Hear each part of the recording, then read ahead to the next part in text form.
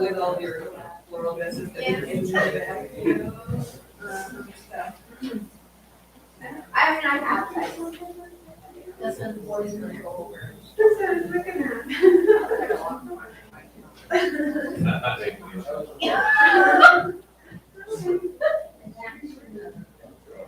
Helps sometimes keep them in for,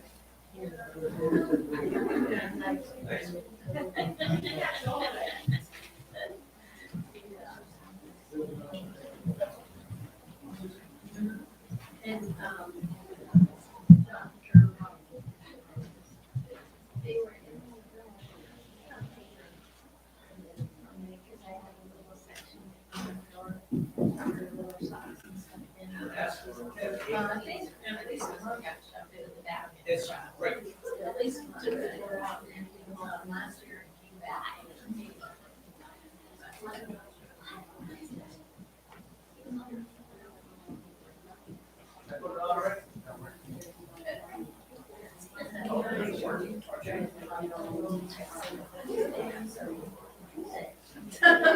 Oh,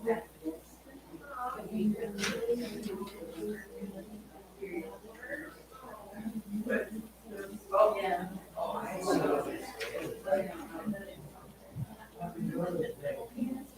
Well, yeah, and I mean, you know, they're. It has to be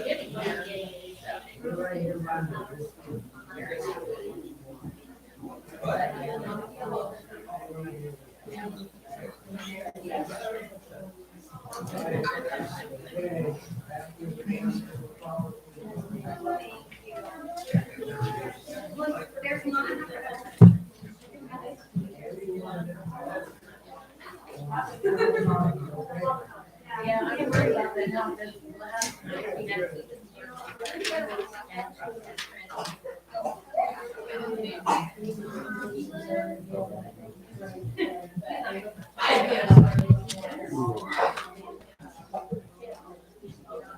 Mhm.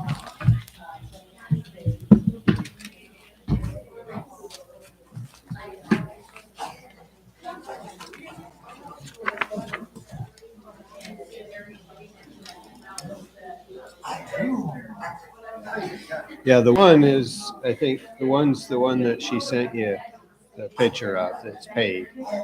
I'm pretty sure that's the case. So that's an older one.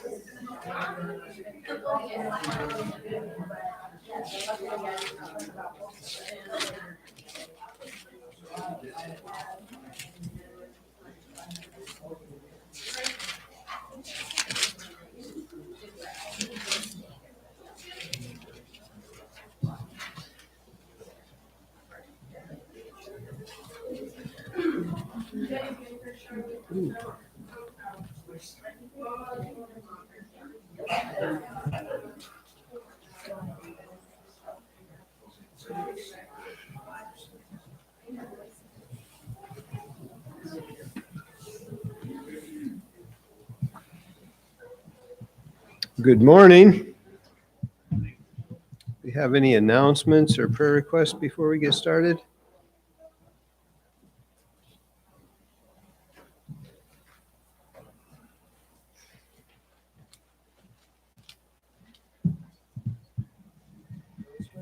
Yeah, announcements or prayer requests. Had a good turnout for the cleanup too. And Kate won the contest for the Crescent Wrench. Yeah, I heard about that. Yeah, that's good. Good. Yeah, it was sure nice. Sorry I didn't make it. Anything else?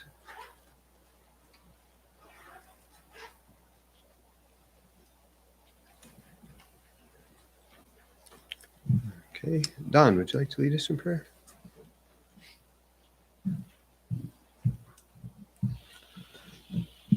Lord, we ask your blessing on our gathering here and on our study. We're here to learn your word, and we ask you to open our hearts and understand it and be with Ben that he can do a good job in doing this. Just pray a special blessing as the world recognizes mothers today. Especially our Christian mothers here, we honor them and hold them in high esteem.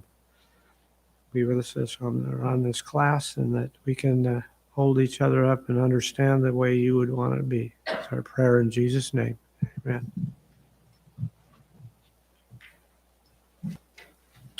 Okay, we're in 1 Chronicles Chapter 11, and we'll be doing 11 and 12 this morning.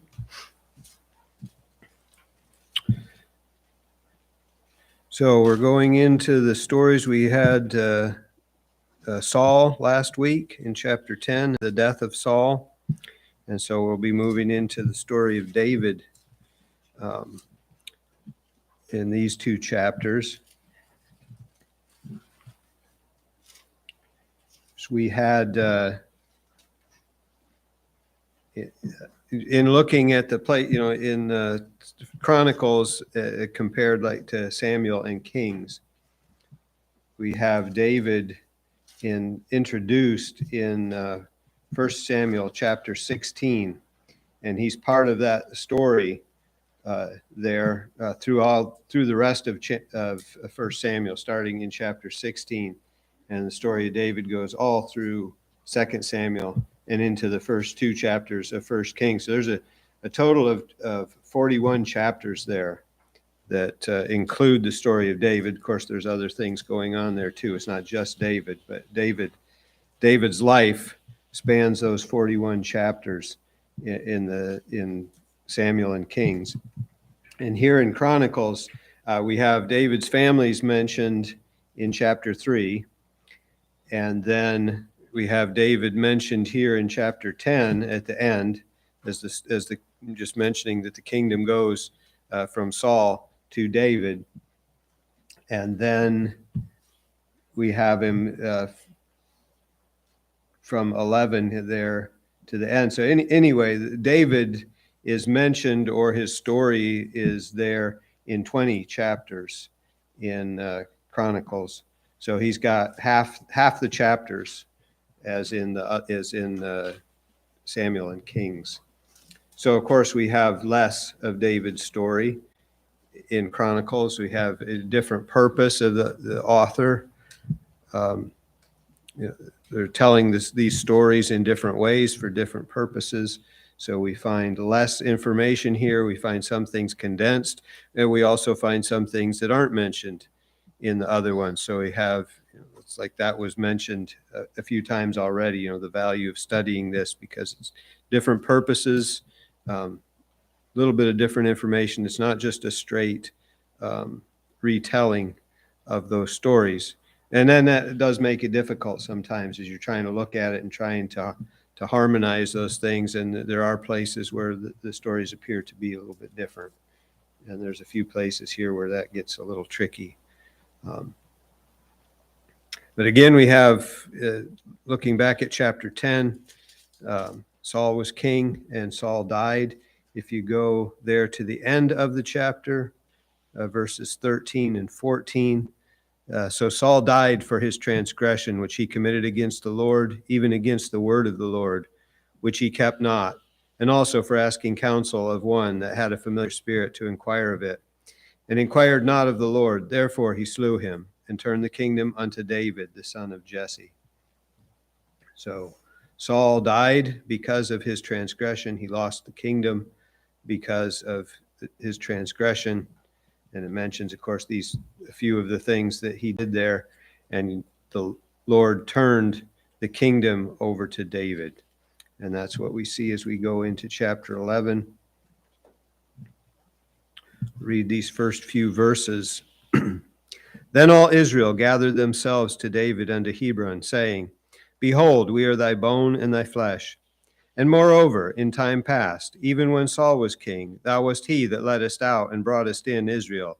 And the Lord thy God said unto thee, Thou shalt feed my people Israel, and thou shalt be ruler over my people Israel. Therefore came all the elders of Israel to the king to Hebron. And David made a covenant with them in Hebron before the Lord, and they anointed David king over Israel, according to the word of the Lord by Samuel.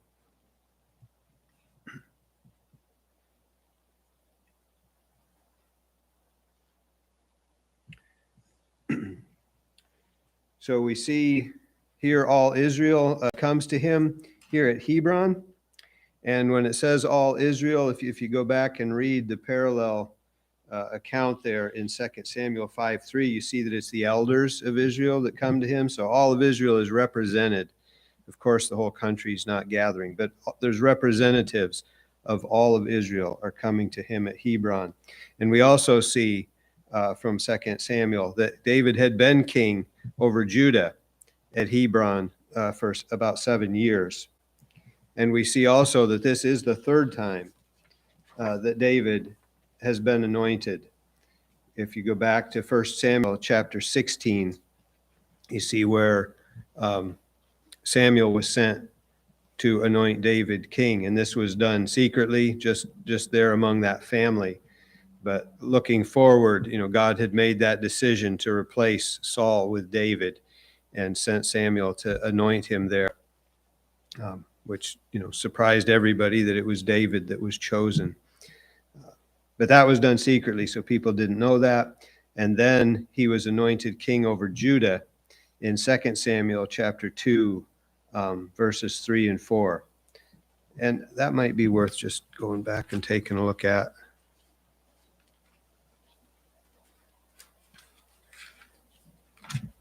Maybe not. I'm just not remembering exactly what it says there.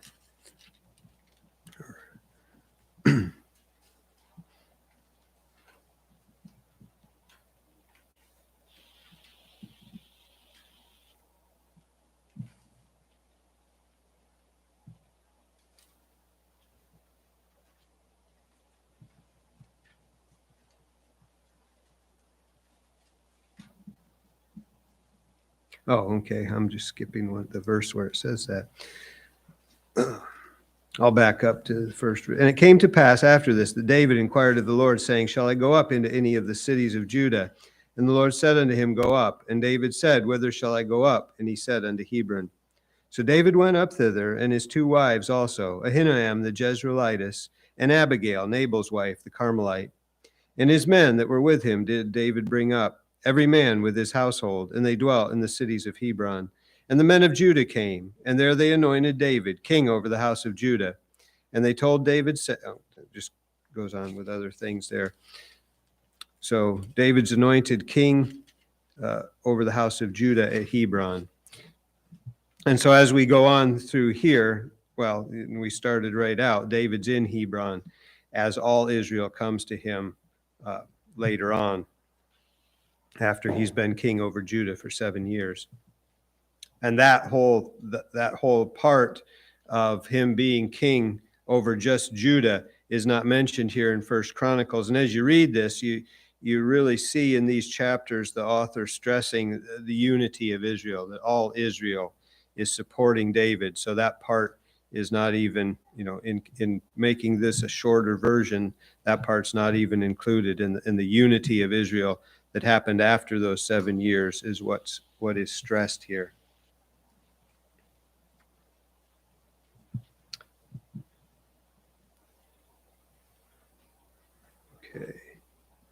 And the parallel of this, and I don't think we need to go read that, is 2 Samuel chapter 5, verses 1 through 5, is kind of the same parts that we have here in these first few verses.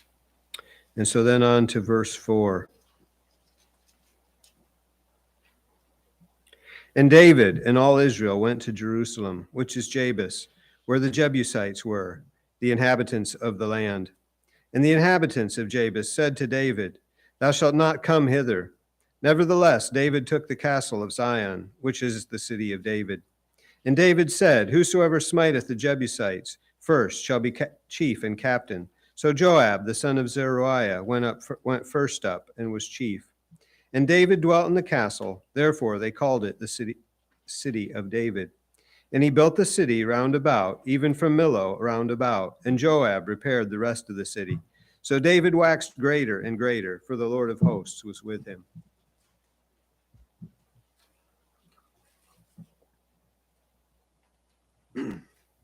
And for this one, let's go back to 2 Samuel and read the account there.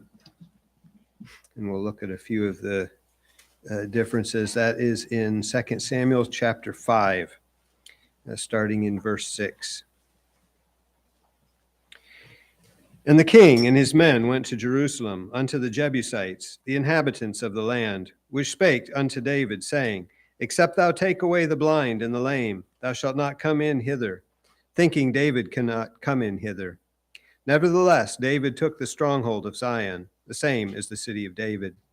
And David said on that day, Whosoever getteth up to the gutter and smiteth the Jebusites, and the lame and the blind that are hated of David's soul, he shall be chief and captain. Wherefore they said, The blind and the lame shall not come into the house. So David dwelt in the fort, and called it the city of David. And David built round about from Millo and inward. And David went on and grew great, and the Lord God of hosts was with him. So you have this reference here to the lame and the blind. And you see the Jebusites there, speaking of Jerusalem, they say that they're saying to him, the lame and the blind can defend this city from David and his men. And so then you see David referring to the city's defenders as the lame and the blind. So my understanding of this is not that they're not that David's singling out the lame and the blind, but that they're kind of they're putting down David in saying that David can't come in here. All we need is the lame and the blind to defend this city from David. And so David says, well, go ahead there and smite the lame and the blind, and we'll get in. And that they're hated. But I think he's referring to the defenders of the city, not actual lame and blind, but just giving back the thing that they put him down with. And I think the important thing here to see in this there is verse 9. That David waxed greater and greater, for the Lord of hosts was with him. And that's in contrast, of course, to what we saw at the end of chapter 10 with Saul. That God was no longer with Saul, in fact, and God caused Saul to be killed and the kingdom taken from him because he had not followed God. So David has the Lord of hosts with him, and he's becoming greater and greater.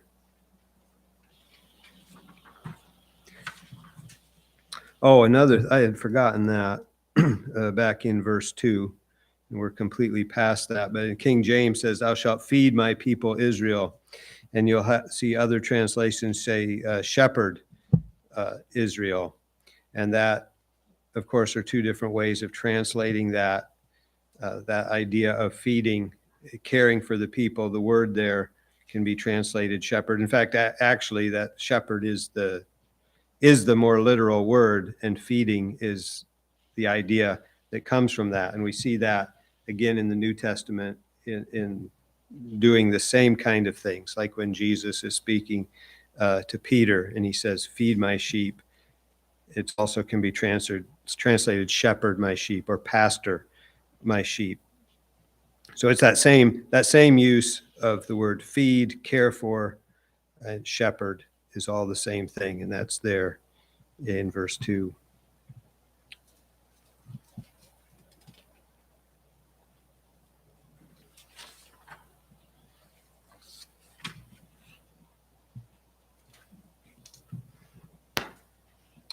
Okay, and so now we move into talking about David's mighty men. And that's really what the rest of this chapter is. You have lists of these men, both of course, these mighty men, this group, and then in chapter 12, we have lists of supporters of David, and we have a few stories about them added in there.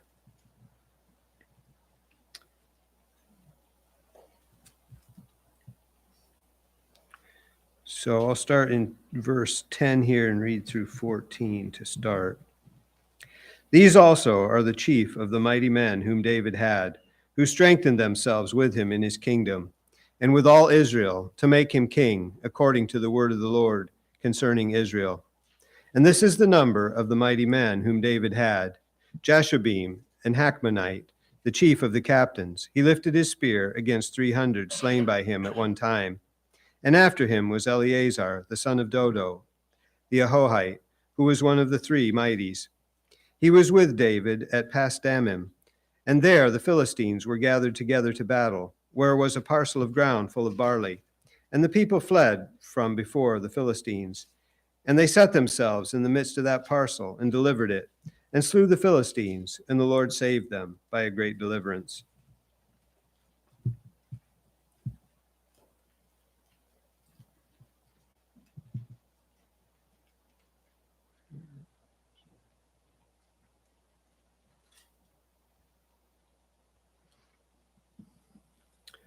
Okay, now there's the parallel to that is in 2 Samuel 23.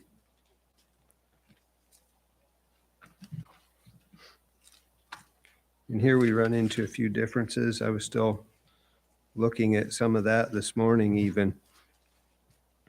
But we'll look at that account. 23, starting in verse 8. Oh, I'm in 1 Samuel.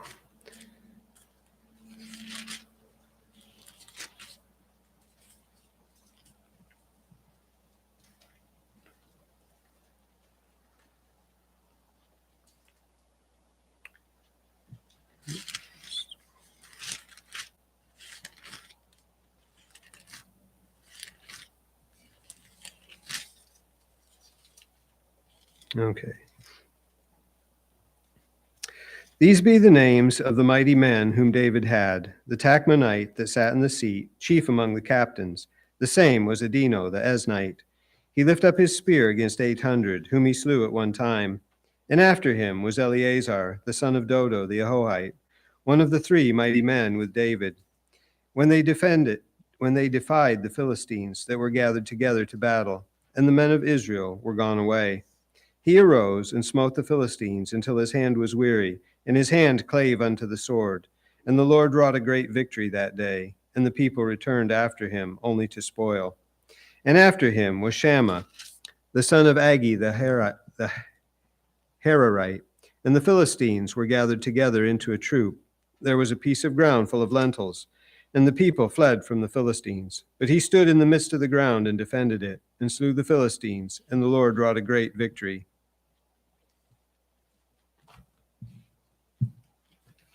So you have a couple things here. You have some difference in the names, and you have in Chronicles, you have Jashobeam or Jashobeam, and this is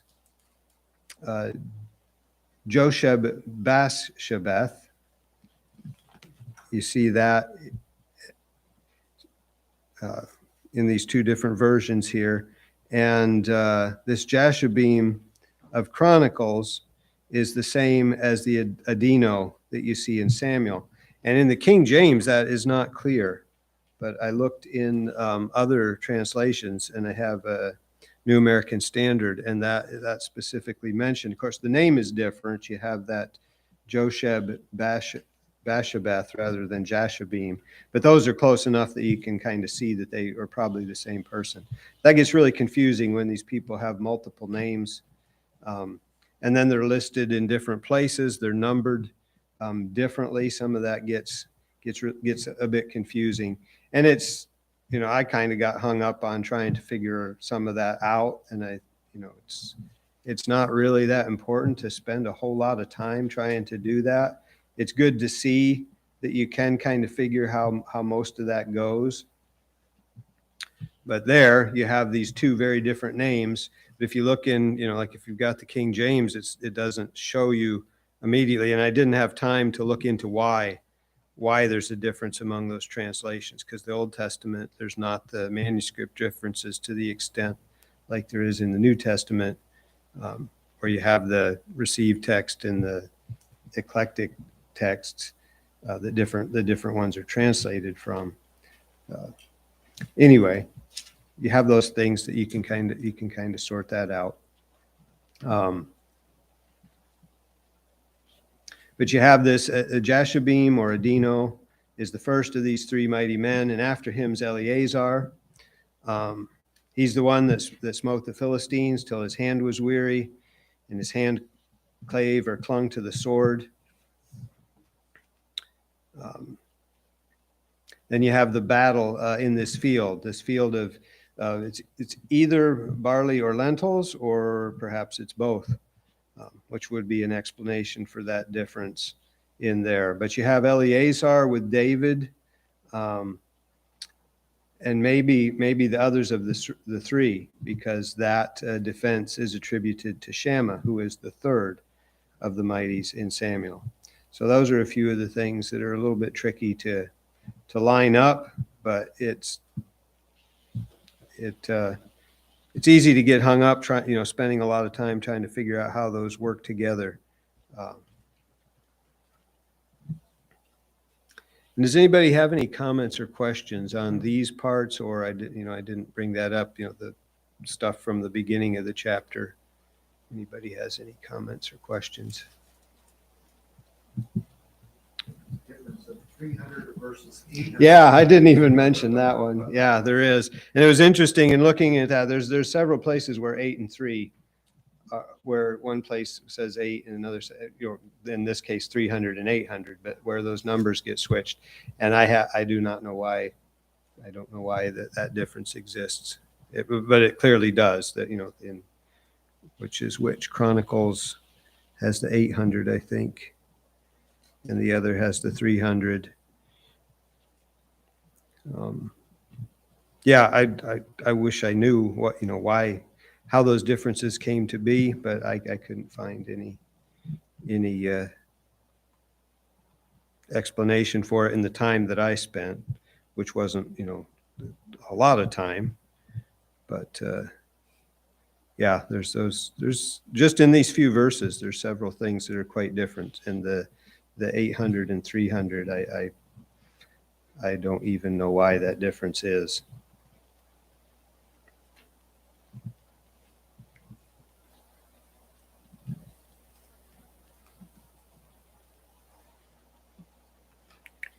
Okay, this next little story in here, 15 to 19, is I kind of like this story, so let's just read that, 15 to 19. Now 3 of the 30 captains went down to the rock to David, into the cave of Adullam, and the host of the Philistines encamped in the valley of Rephaim. And David was then in the hold, and the Philistines' garrison was at Bethlehem. And David longed and said, "Oh, that one would give me drink of the water of the well of Bethlehem that is at the gate." And the 3 brake through the host of the Philistines, and drew water out of the well of Bethlehem that was by the gate, and took it, and brought it to David. But David would not drink of it, but poured it out to the Lord, and said, "My God forbid it me, that I should do this thing. Shall I drink the blood of these men that have put their lives in jeopardy? For with the jeopardy of their lives they brought it. Therefore he would not drink it. These things did these 3 mightiest." So here you have this, he just mentions how much, he's exiled. And that's the thing that we have here in these chapters. It starts out, Israel's gathered together to David at Hebron to make him king. And so what you have here is these listings of these men and these little flashbacks of little stories about them, or how they came to be in David's service.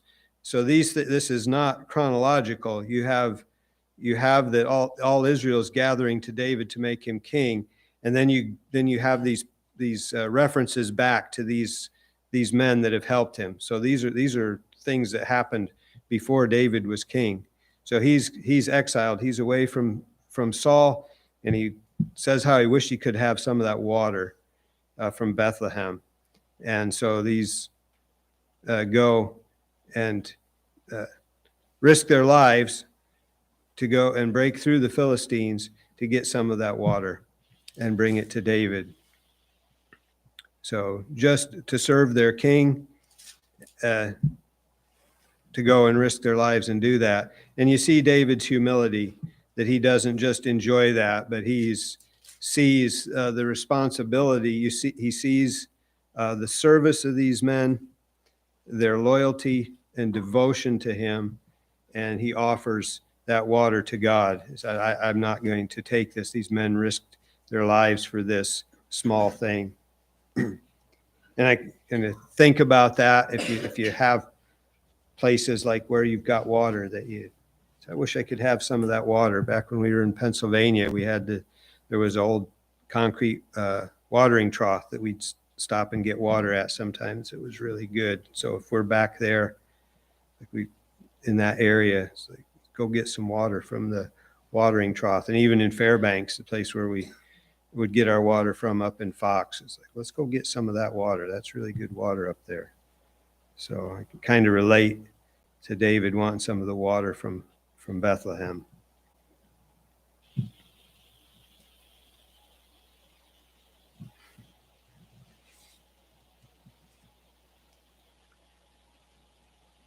Okay.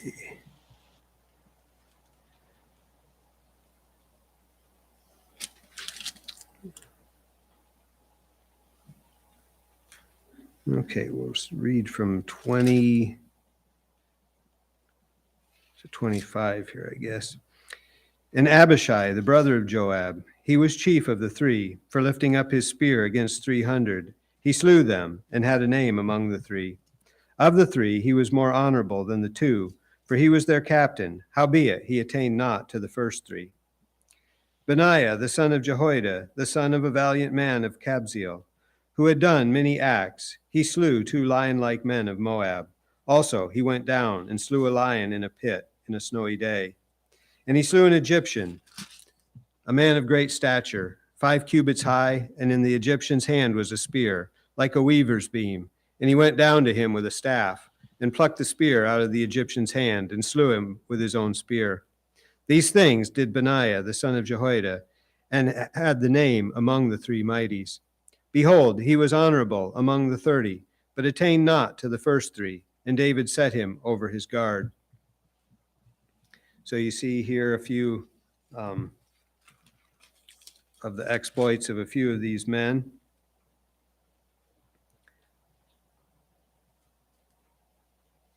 And you see how this going back and forth, talking about these 3, and he's more honorable than the 2, but he didn't attain to the first 3. And it kind of gets confusing to me, but you see how these numbers, there mentions the 30 and the 3. And in reading this and the difference of the names, I do think there's some points at which that over time, like there's this group and men could have perhaps come out of that group and gone into that group. I kind of get that idea anyway. But you see this Egyptian's 5 cubits. So if a cubit's 18 inches, that would be someone who's 7'6". And if a cubit's not 18, it's something close to that. So that's would be close to his height. So not as big as Goliath, but still a big guy. So,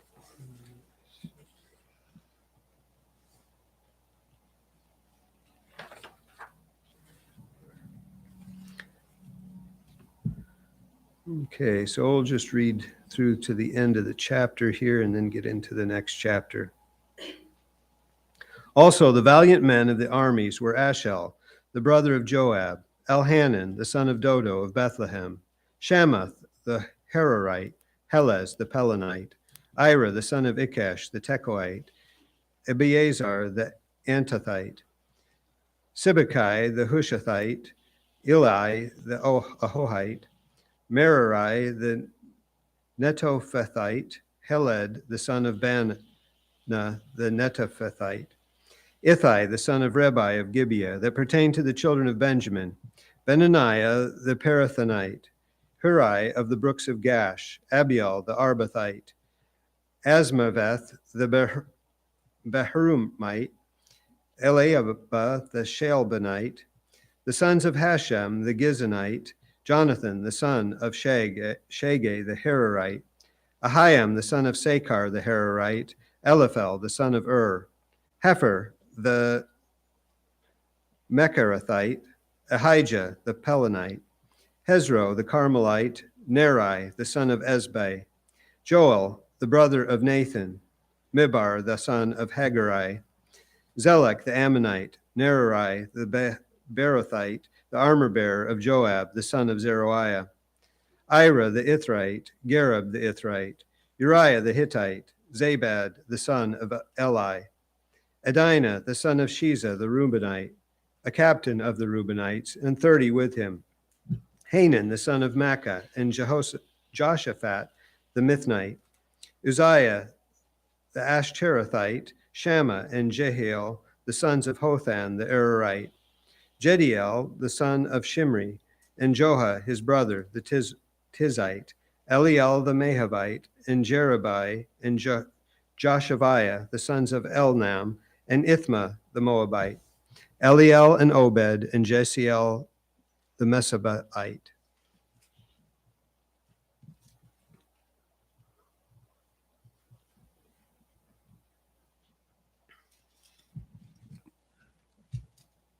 Sometimes I think it's worth just reading that.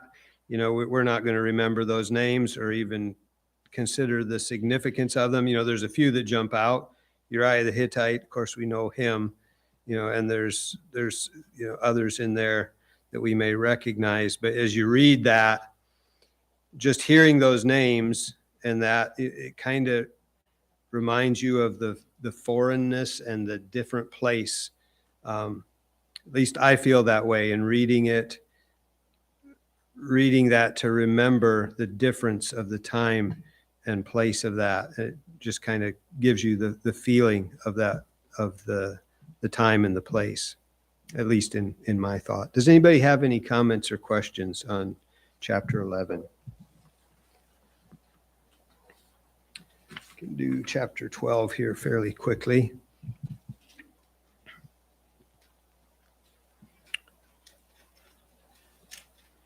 Okay, so here we have more of David's supporters. Now these are they that came to David to Ziklag, while he yet kept himself close because of Saul, the son of Kish. And they were among the mighty men, helpers of the war. They were armed with bows and could use both the right hand and the left in hurling stones and shooting arrows out of a bow, even of Saul's brethren of Benjamin. The chief was Ahiezer, then Joash, the sons of Shema, the Gibeathite, and Jeziel, and Pelet, the sons of Asmaveth, and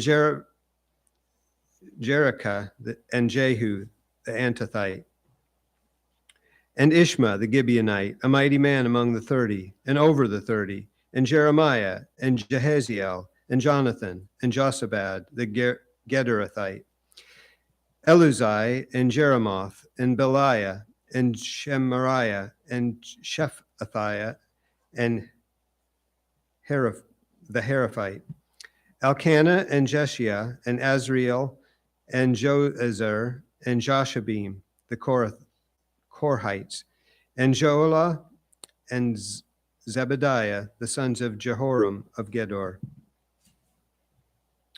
So here you have these men. This is significant in that they came to David's side when he's persecuted by Saul, and these were of the tribe of Benjamin. These were Saul's brethren of the tribe of Benjamin. So you would assume that, like Jonathan's son, or Jonathan, Saul's son, that they're recognizing that God is with David.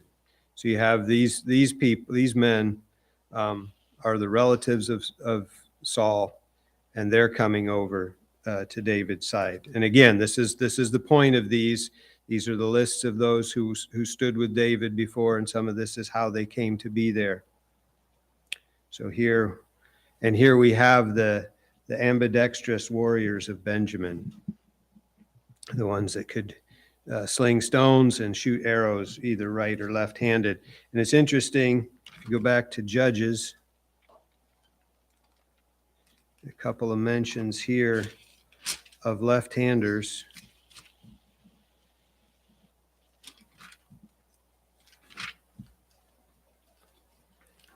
I don't think that we need to necessarily go back and read them. Judges 3:15, you had Ehud, and he was mentioned as being left-handed. When he killed that guy, that was part of the thing, is that it was not unexpected that he would be left-handed. But he's also a Benjamite. And then in Judges 20, verses 15 and 16, you had the 700 left-handed men of Benjamin, and they could sling a stone within a hair's breadth. So you have these warriors who were left-handed, and here you have these warriors who were both left or right-handed. It's pretty valuable skill in battle. Okay.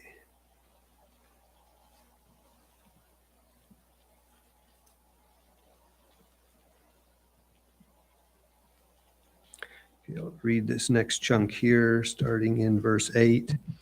And of the Gadites, there separated themselves unto David into the hold to the wilderness, men of might and men of war fit for the battle, that could handle shield and buckler, whose faces were like the faces of lions, and were as swift as the roes upon the mountains. Ezer the first, Obadiah the second, Eliab the third, Mishmannah the fourth, Jeremiah the fifth, Attai the sixth, Eliel the seventh, Johanan the eighth, Elzabad the ninth, Jeremiah the 10th, Machbenai the 11th. These were the sons of Gad, captains of the host. One of the least was over 100, and the greatest over 1,000. These are they that went over Jordan in the first month, when it had overflown all his banks. And they put to flight all them of the valleys, both toward the east and toward the west. And there came of the children of Benjamin and Judah to the hold unto David. And David went out to meet them, and answered and said unto them, If ye be come peaceably unto me to help me, mine heart shall be knit unto you. But if ye come to betray me to mine enemies, seeing there is no wrong in mine hands, the God of our fathers look thereon, and rebuke it. Then the Spirit came upon Amasai, who was chief of the captains, and he said, Thine are we, David, and on thy side, thou son of Jesse. Peace, peace be unto thee, and peace be to thine helpers, for thy God helpeth thee. Then David received them, and made them captains of the band. And there fell some of Manasseh to David, when he came with the Philistines against Saul to battle. But they helped them not, for the lords of the Philistines, upon advisement, sent him away, saying, He will fall to his master Saul, to the jeopardy of our heads. And he went to Ziklag. There fell to him of Manasseh Adnah and Jozabad, and Jediel, and Michael, and Jozabad, and Elihu, and Zilthai, captains of the thousands that were of Manasseh. And they helped David against the band of the rovers, for they were all mighty men of valor, and were captains in the host. For at that time, day by day, there came to David to help him, until it was a great host, like the host of God.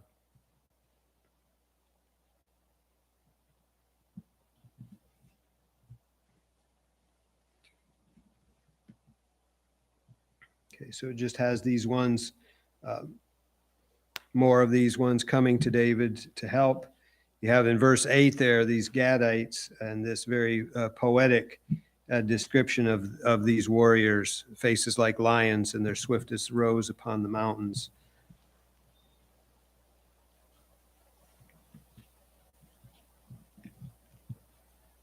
In verse 22,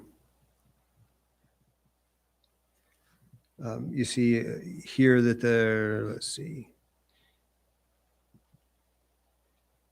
that they kept coming unto David until it was a great host, like the host of God. And again, this is telling the story of the people coming over to David, And, at which time is his army that great? Probably as he's about to become king, certainly not while he's there at the wilderness. But his support is building up to this time when he becomes king. So you have that. And again, just that reminder, this host, like the host of God, and to remember, and even some of your translations will say army, and that's, again, the Lord of hosts means the Lord of armies.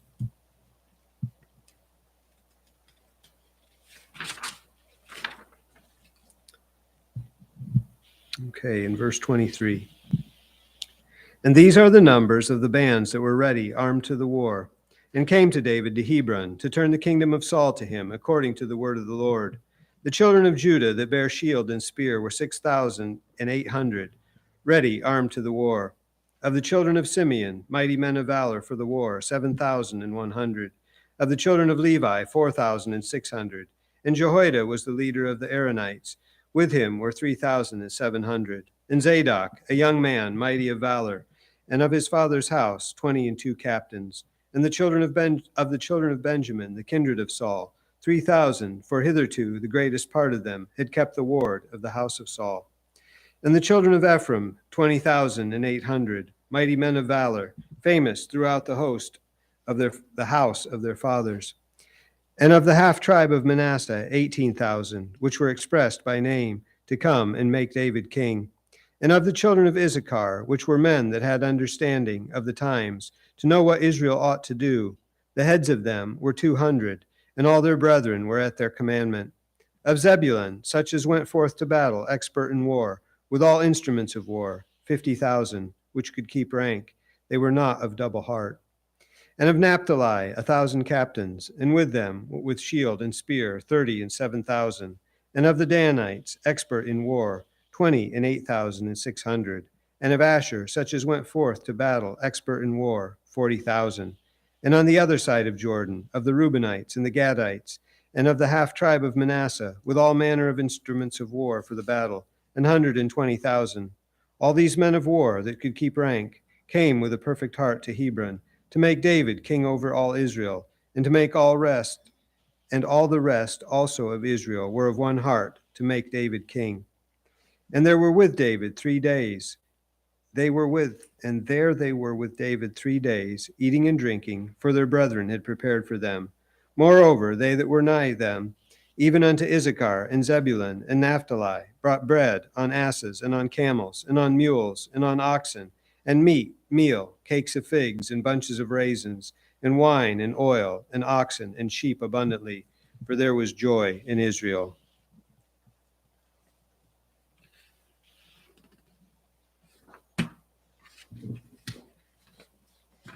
So here we're back to when David's actually being made king. So that's where chapter 11 started. All Israel's coming to David at Hebron to make him king. And then we have these lists and some stories about the men who had helped him to get to that place. And now we have them all coming and having this celebration there because there's joy in Israel.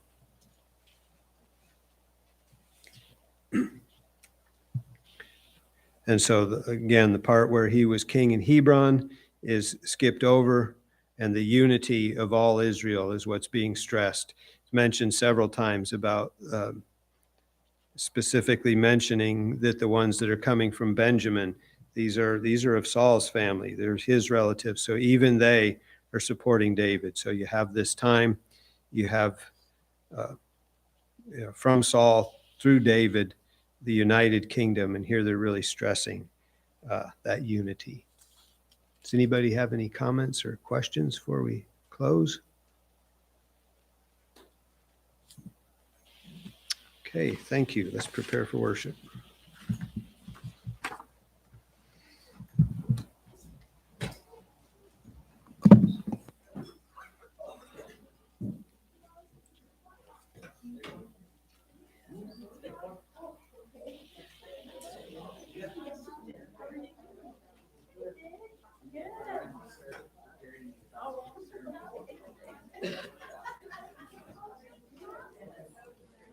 Thank you.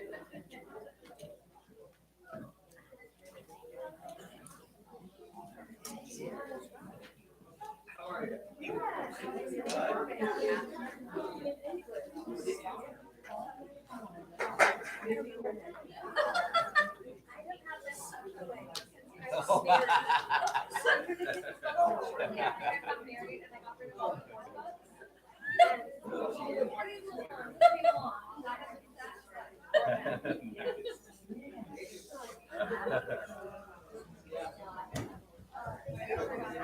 just talking about when slaps are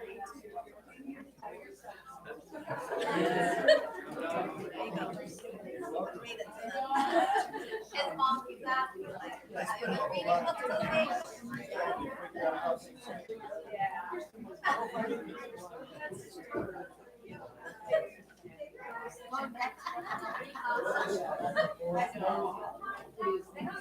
It's really hard for me to read the two.